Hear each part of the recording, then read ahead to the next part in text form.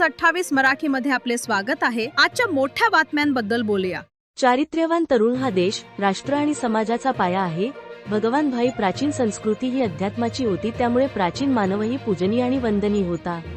आध्यात्मिक ज्ञान आणि साधनाद्वारेच मानवी वर्तन सुधारते। चारित्र्यसंपन्न युवक देश, राष्ट्र आणि समाजासाठी काही रचनात्मक कार्य करू शकतात। आजची युवक उद्याचा भावी समाज आहेत। राजस्थानच्या माउंट आबू येथील प्रजापिता ब्रह्माकुमारी ईश्वरी विद्यालयाचे ब्रह्माकुमार भगवान भाई यांनी सांगितले।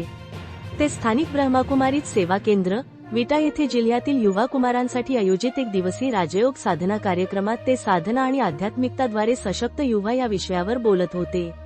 भगवान भाईजी म्हणाले की जीवनात आध्यात्मिक ज्ञान आणि साधनेच्या अभ्यासाच्या अभावामुळे तरुणांना ताण येतो आणि ते जीवनात येणाऱ्या समस्यांना तोंड देऊ शकत नाहीत।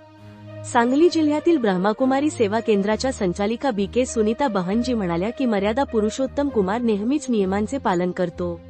शिष्टाचार आणि सद्गुणांनी युक्त युवक इतरांकडून सन्मान सत्कार प्राप्त करू शकतो।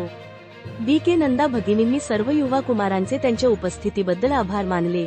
BK डॉक्टर दिलीप भाई, BK मोहन भाई इत्यादी वरिष्ठ युवा देखील कार्यक्रमात उपस्थित होते। योग साधनेची सुरुवात दीप प्रज्वलन करून करण्यात आली। सकारात्मक चिंतन, पवित्रता, योगाची विधी, युवा जीवनातील विविध समस्या इत्यादी विविध विषयांवर चर्चा करण्यात आली। सांगली जिल्हा संवाददाता अंकुश तानाजी सुर्वेची रिपोर्ट।